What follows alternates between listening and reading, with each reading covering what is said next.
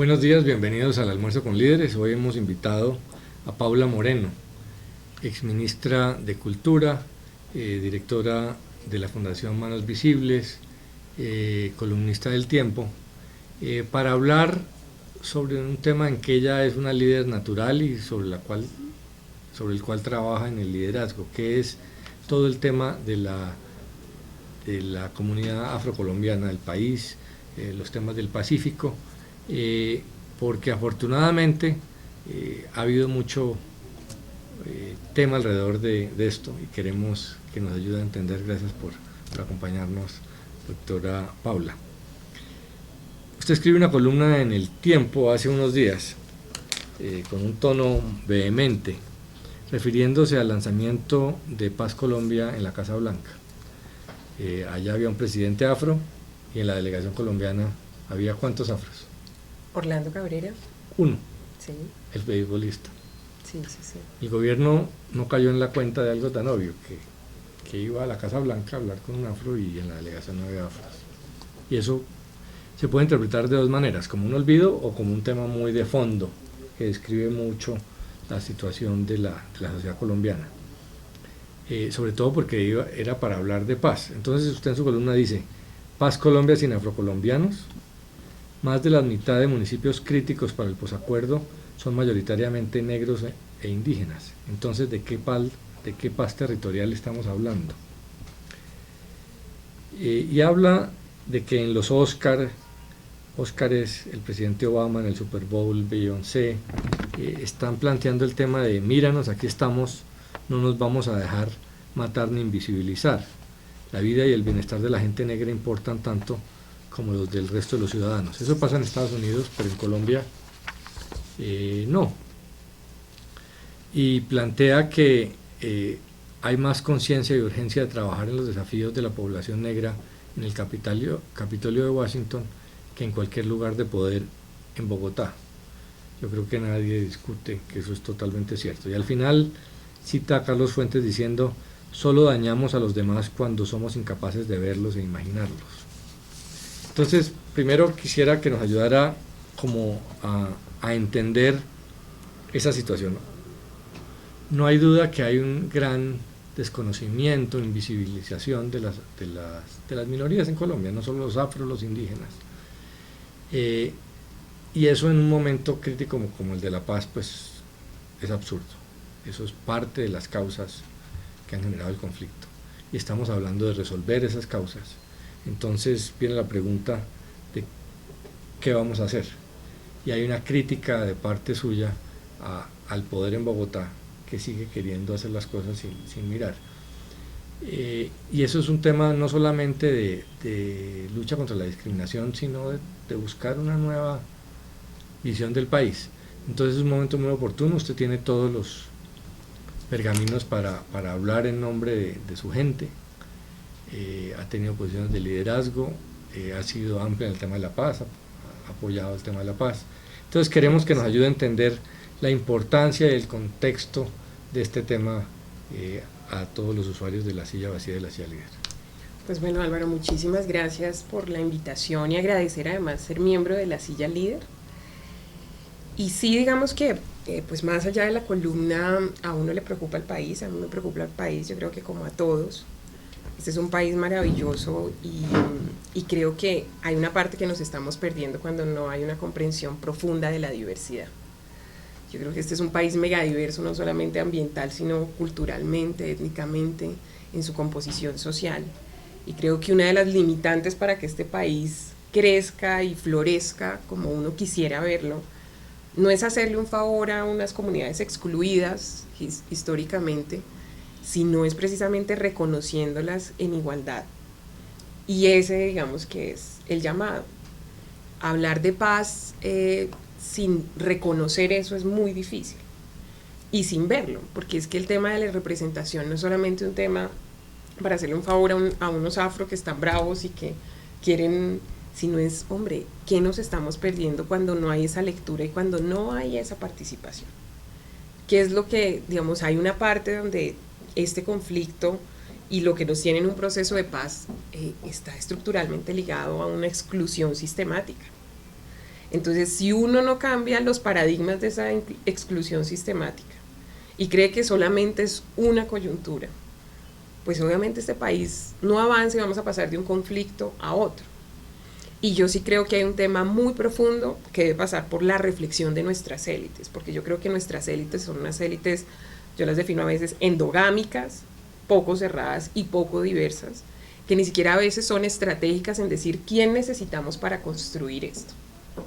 Y cuando uno piensa quién necesita para construir esto, pues uno dice, necesito esta diversidad que coexiste aquí, que además desafortunadamente en términos de violencia y de vulnerabilidad es el foco. Yo comentaba con usted antes de arrancar, hombre, en este momento Quibdó es incluso más pobre que antes.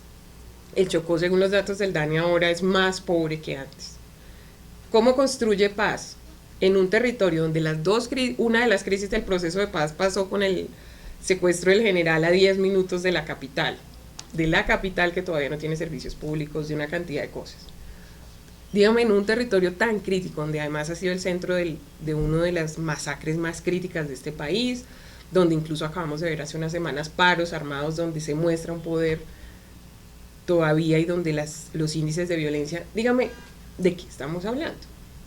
Entonces yo creo que es esa falta de lectura más amplia que además hace que no avancemos, y lo que digamos pasó en la Casa Blanca más allá de un evento es si el llamado a las élites de este país a decir, hombre, o nos abrimos, si estamos hablando de paz y de construir paz, que no es solamente una firma sino de construirla, implica que todos nos abramos y digamos con quiénes necesitamos construir este país.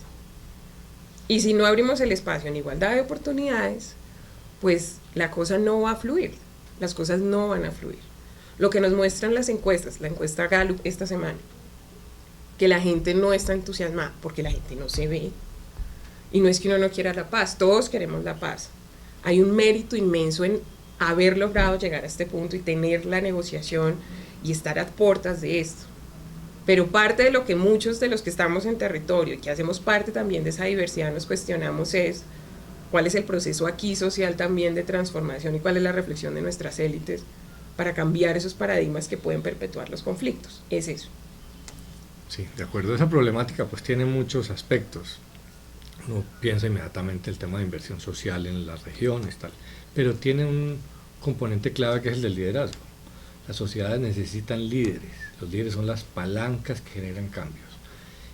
Y la comunidad afrocolombiana necesita formar un liderazgo. Usted trabaja mucho en eso desde la Fundación Manos Visibles. Pero hay que darle un reconocimiento a nivel nacional. Usted fue la primera ministra afrocolombiana. Y estábamos hablando del evento donde había un presidente afroamericano. ¿Cuál es su opinión en ese tema? ¿Qué tan importante es la participación? ¿Qué tanta diferencia hace? Porque hay gente, por ejemplo, que critica que Barack Obama no ha hecho lo suficiente por su gente. Yo no creo que sea así, yo creo que ha hecho muchísimo, lo más importante es dar el ejemplo y validar y mostrar la capacidad. Pero no ha sido un activista, digamos, de los derechos de su gente. Y eso se lo critican, yo creo que eso también es positivo y le ha hecho bien, porque lo otro habría encerrado un poco a la comunidad afro. Pero en esta última época ha estado muy militante. Y ha empezado, pero haciendo reflexiones, sin recurrir al antagonismo ni acusar a nadie, sino reflexionando y siendo abierto. ¿Cómo ve usted ese papel de liderazgo que tiene para una comunidad? Yo creo que es definitivo, pues el Pacífico necesita unos líderes que le expliquen al país qué es el Pacífico, hacia dónde quiere ir, por ejemplo. Y sin eso no va a ser imposible, y acá en Bogotá nadie sabe, nadie entiende. Claro, pero digamos que pues ahí hay como varios aspectos. Uno sí en Manos Visibles nos concentramos más allá que decir formar integralmente, es cualificar líderes, porque nosotros seleccionamos gente que ya es líder, ¿cierto? Nosotros seleccionamos gente que ya moviliza 100, 200, 500 personas, que ha desarrollado una serie de cosas, pero además que tiene un liderazgo de autoinclusión. Es decir, un liderazgo donde no está esperando que nadie, porque además si espera que alguien lo vea, pues desde acá en general, de estas montañas tapan mucho la visión de lo que está pasando en los territorios. Entonces nosotros lo que buscamos es mapear líderes. Hoy nosotros tenemos una red de más de 1000 líderes, de los cuales el 80% es del Pacífico, y es una gente maravillosa que hay que darle la oportunidad, porque es que también yo creo que cuando uno no genera espacios, escuelas para que la gente se forme, para que la gente se exponga y no se arriesga, pues también cómo va a detectar el talante de esos liderazgos.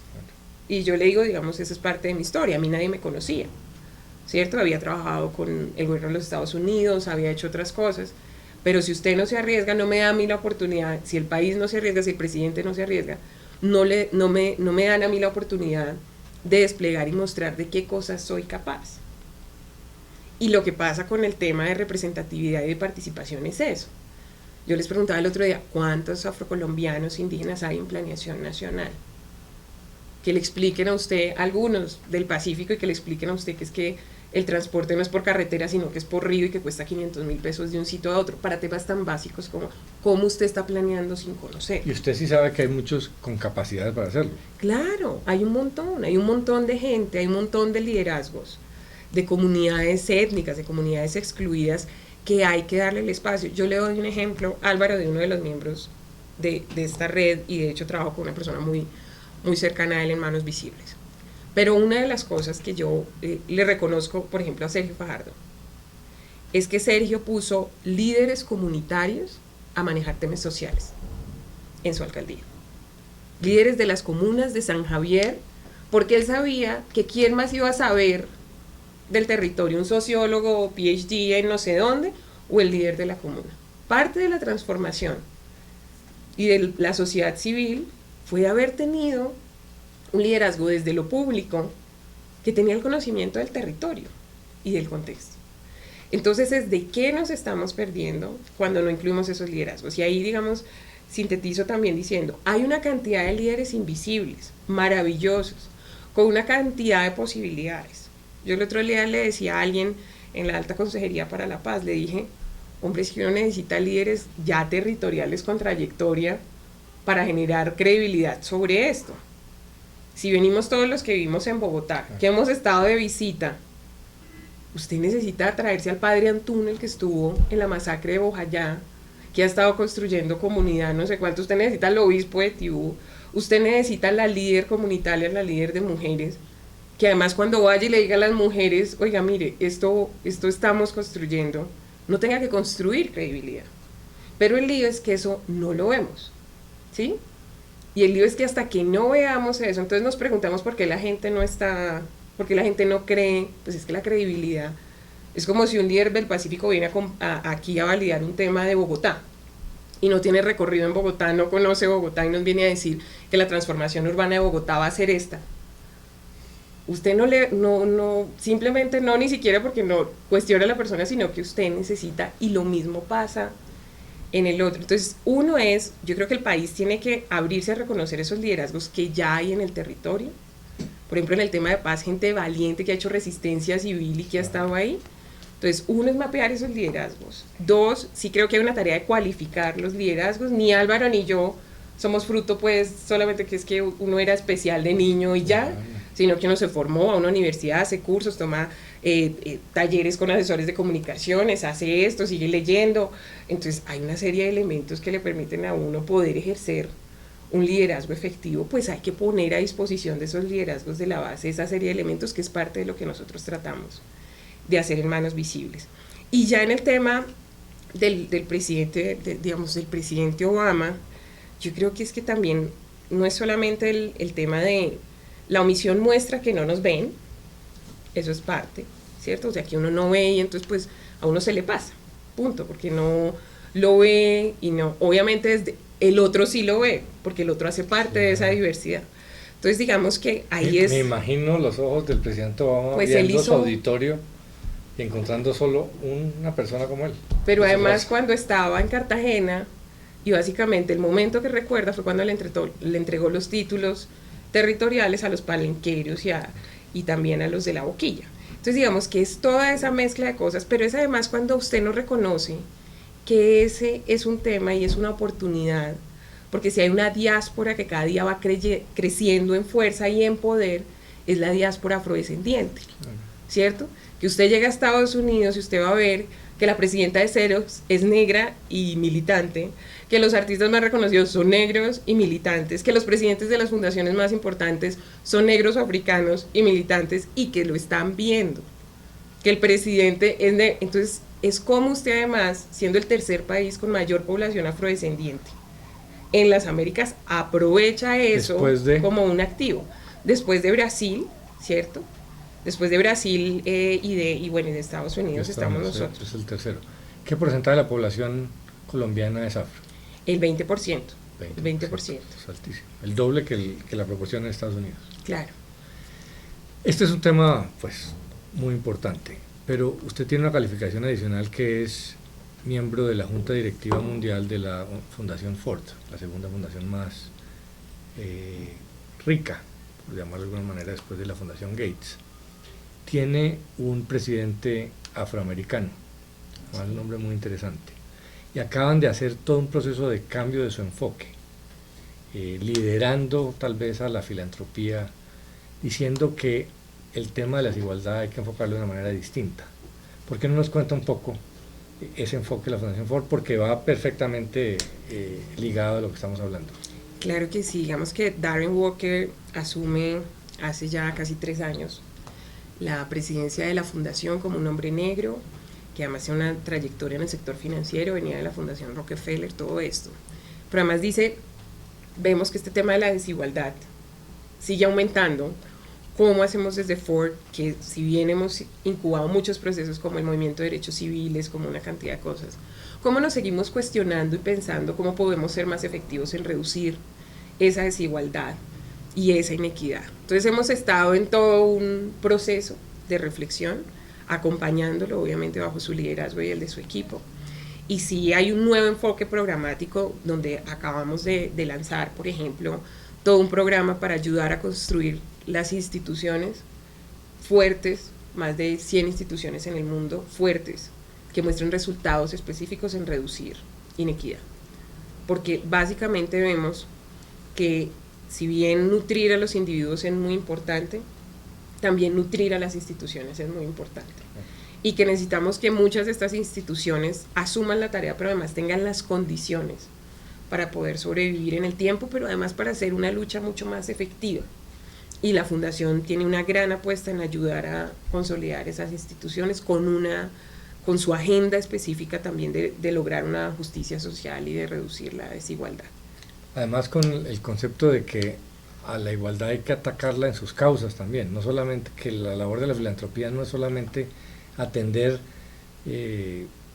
los daños del modelo económico, sino atacar las causas que generan. Claro, y le pongo dos ejemplos. Claro, y le pongo 2 ejemplos. Uno, en todo el tema de trabajo decente o trabajo justo, en el tema de economía, diciendo, o sea, la Fundación acaba de lograr que haya ya un reconocimiento y un pago justo a los meseros en Estados Unidos. No este tema de que el tip que usted pagaba... Rechazo a la propina, claro, y exigencia de que haya un salario. De que el empleador, porque en muchos casos, esta propina era el salario de la Fundación acaba de lograr, y está en todo un proceso de incidencia para eso. Así a nivel mundial está mirando todo un tema de cómo en lo económico ayudamos a través de social investment, de inversión social, a través de este tema de trabajo decente, pero además cambiar sistemas de exclusión, pero además cómo logramos cambiar también relaciones de poder.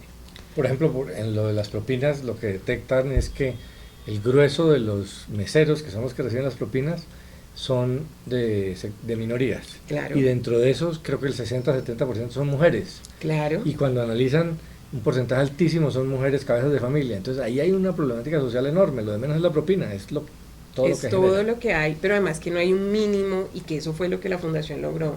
¿Cuál es el mínimo por hora que no reemplaza la propina y que debe garantizar que esta población, que en su mayoría son minorías, latinas, afroamericanos, asiáticas, todo esto, tengan una calidad de vida mejor en los Estados Unidos? Eso, digamos, a nivel global también se está analizando qué tipo de medidas como esta pueden ayudar.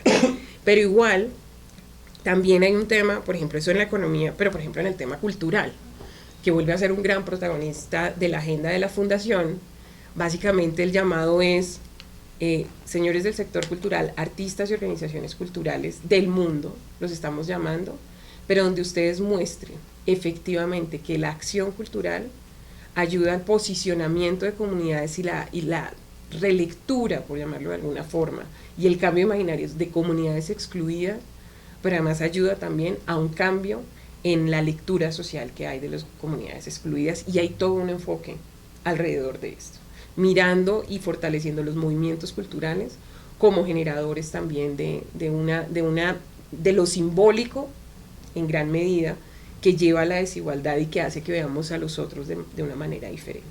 Entonces hay una serie de apuestas ahí que estamos apoyando, ante todo bajo el liderazgo del presidente, y que creo que Ford en realidad está haciendo un trabajo y una reflexión muy profunda, pero además convocando a unos liderazgos muy serios para eso. Más hay la buena noticia de que Ford va a instalar su oficina en Bogotá, sí, que no estaba hace 20 o 30 años, sí, y eso para todo el tema de lo que viene en Colombia con el posconflicto va a ser muy interesante. Claro. Porque invierte más de 10 o 11 millones de dólares en Colombia y Perú. Magnífico, eso es, usted tiene ahí una responsabilidad muy importante a nombre del país. El otro tema de esa representación es lo que destacaba Manos Visibles en Twitter, lo vi, sobre algo que dijo Malcolm Dice, el historiador inglés, de que las comunidades que no hablan, pues dejan que otros decidan por ellos. Una cosa obvia, pero que se nos olvida mucho. Y en ese punto uno mira que políticamente esa comunidad afrocolombiana, que representa el 20%, ya empezó a tener una expresión política importante. En la elección anterior se vio clarísimamente en el mapa, la elección presidencial, que el centro votó por un candidato y la periferia, eso suena feo, pero en este país es así. Este país es así. Toda la costa atlántica y toda la costa pacífica votó por el otro.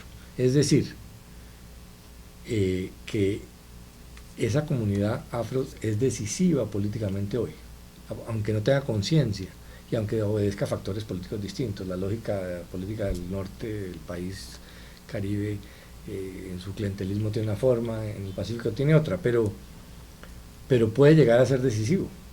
Y el día que genere conciencia, esa comunidad pues va a exigir sus derechos. Y no hay duda que la paz va a abrir espacios de esto. Entonces, más le vale a esta élite empezar a entender esas lógicas. Porque además viene una competencia grande por esos votos, ¿no? Y la izquierda va a utilizar ese discurso también, el discurso populista de los sectores olvidados. ¿Cómo ve usted eso? ¿Cómo diría usted que se debe darle un manejo a esas comunidades afrodescendientes que tienen que encontrar un nuevo espacio? ¿Qué se debe hacer desde acá o qué se debe hacer desde allá? ¿Cómo ve usted ese proceso para que sea positivo, tranquilo, constructivo? Y no simplemente de que termine en medio de las peleas políticas.